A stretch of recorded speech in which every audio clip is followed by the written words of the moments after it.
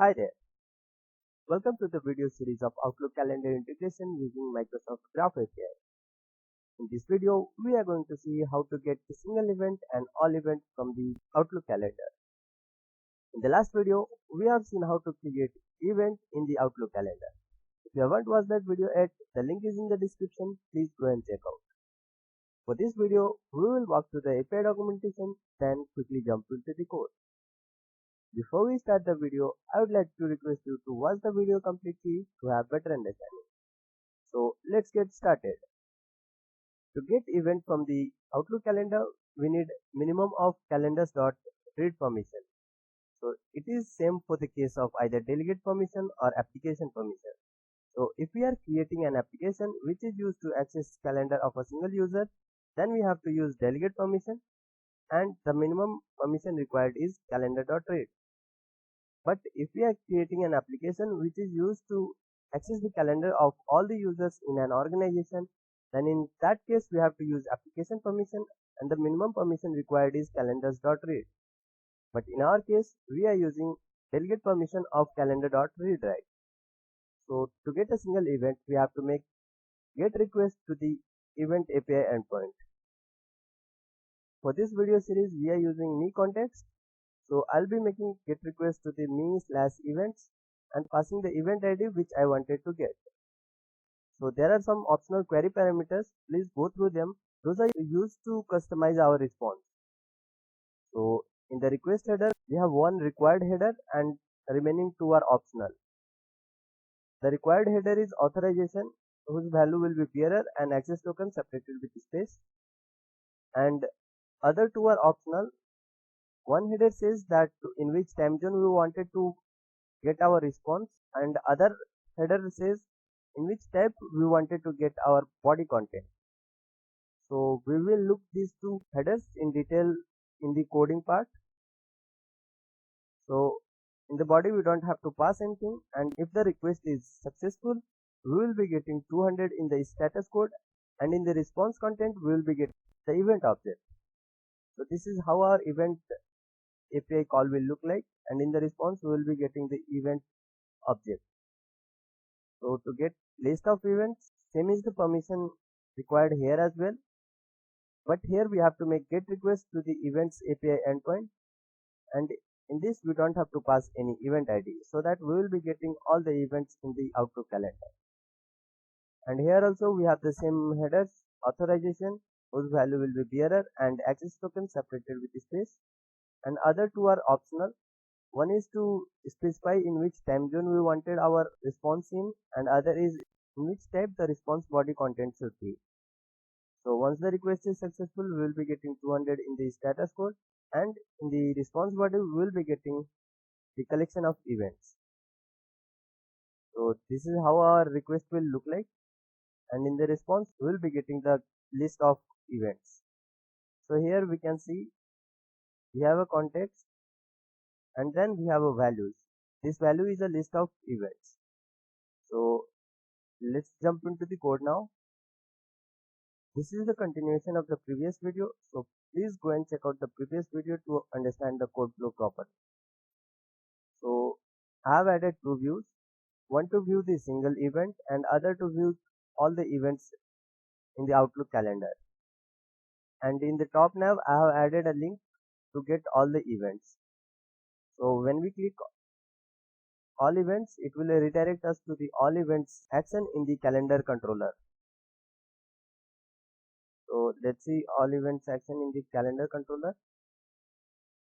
So in this action, we are making a get request to the events API endpoint, in which we are passing the header as authorization whose value is bearer and access token separated with space. And here we are taking the access token from the tokens type. Once the request is successful, we are getting a status code as OK, and then we are reading the value from the response and converting it to list of calendar event, and then we are returning to the view. In the all events view, we are simply showing the detail of the event. Here on clicking on single event, we are calling event action in the calendar controller and passing event ID in the query parameter. So let's see the event action. So here is the event action which is having event ID in the parameter. So in this action we are making get request to the events API endpoint, and in the header we are passing authorization whose value is bearer and access token separated with space. Again we are reading the tokens from the tokens file, and once the request is successful we will be getting status code as OK, and then we are converting the content to the calendar event, and then we are returning to the view. If you see the event view, we are simply displaying the details of the event like subject, content and the date time. So we are also showing the time zone. So let's run and see our application. So our application is running now, and we can see a link of all events in the top now. So before we make any action, let's refresh the access token, because the access token which we refreshed last time has already been expired. So the access token has been refreshed now. Let's see the all events. So here I have kept the debugger so that we can debug our code.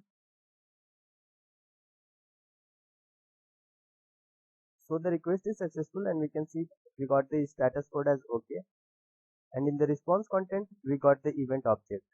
So we can see here. So let's run and check. So I have 3 events in my Outlook calendar. Let's open the Outlook calendar first and verify the events. From the office account, let's navigate to Outlook. So at the bottom we can see the calendar. So here we can see I have 3 events. One is on 25th February from 2 p.m. to 3 p.m. Let's check it. So one we have on 25th February, but the time is different. It's from 8:30 to 9:30, but here it is mentioned is 2 p.m. to 3 p.m. But it is 8:30 a.m. to 9:30 a.m. and we can see the time zone is UTC. If you remember in the last video, while creating the event, we passed the time zone as Asia/Kolkata, which is Indian Standard Time. But the response which we are getting is in UTC. So how we can get the response in Indian Standard Time?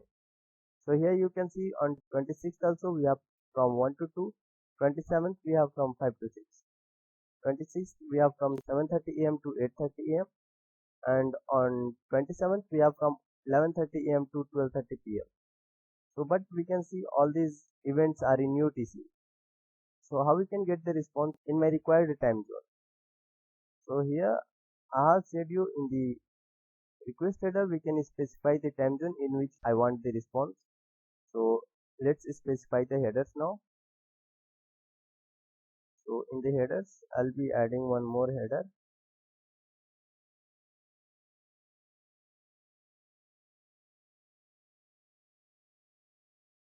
and I'll add this header outlook.time zone, and I'll specify in which time zone I want the value. So I'll pass India Standard Time. So here in the header we have passed prefer, and we are mentioning that the time zone in the response should be in Indian Standard Time. So let's run and check now. So I have run the application again. We can refresh our access token again, but it is not required because we have refreshed our access token few minutes back, and we know that the lifetime of access token is 1 hour. So still it is active, so we can use the same access token. So let's get the all events now. So now we can see we got the time in Indian Standard Time, and the time is 5 p.m. to 6 p.m. So let's see the event on 27th February. So on 27th February we have an event from 5 p.m. to 6 p.m. So on 26th February I have from 1 p.m. to 2 p.m. So it is from 1 p.m. to 2 p.m.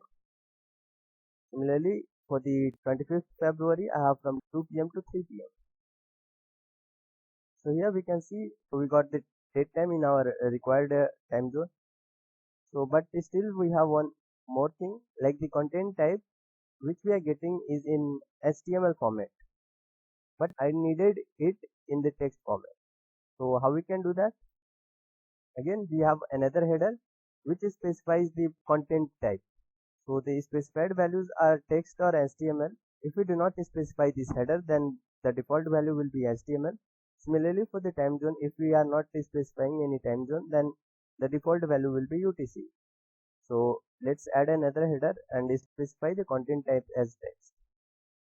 So let's add another one.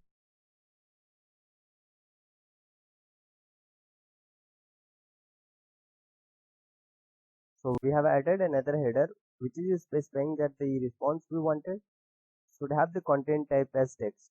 So let's check now. So let's see the all events now. Now here we can see the content which we got is in normal text now. So this is how we can change the content type and date time time zone in the response. So if we click any of the event, it will fetch a single event using their ID. So here we can see after clicking we came to the event action and we can see the event ID here. So here we are making the get request to the event API endpoint and we are passing the event ID. So let's debug and check.